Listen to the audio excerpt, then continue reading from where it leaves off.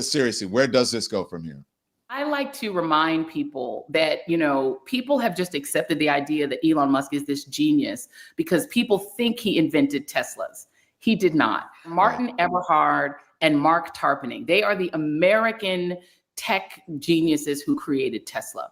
Elon Musk gets credit for being a genius because he bought out Tesla. He became an executive there and then took it over. He didn't create them. So I think giving him, Ava DuVernay has been posting over at her new Substack, which is awesome, by the way, about this idea of genius that gets ladled onto him.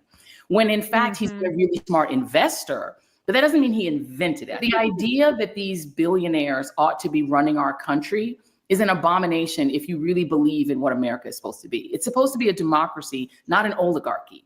But particularly these white South Africans, Peter Thiel, who has Palantir that can now spy on all of us. And even MAGA are upset about it. They're gonna have all y'all guns on a database, okay? They're gonna have all your information. The fact that Elon Musk has this inordinate power over the president of the United States to the point where a fight between a citizen and the president is a fight among equals. Right. That is a shocking and astonishing place for us to be. These billionaires have too much power. They have too much control. The tax cuts are too deep. They don't need them. And I think we need to break that entire power structure. And JD Vance ain't the answer. He answers to Peter Thiel. That's the only employer he's ever really had other than being a senator. And so the idea is these oligarchs want control of the United States. And what we have to think about is not which of these two we want to root for. Neither of them are worth rooting for. We need to root for us.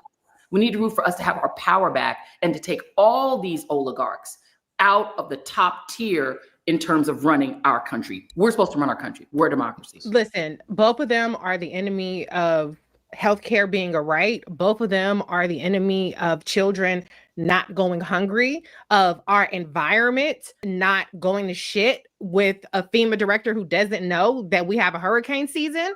And so both of them are villains. This is not a situation where we can root for anyone, like Joy says, but let's also be honest. Both of them have gotten what they wanted out of each other.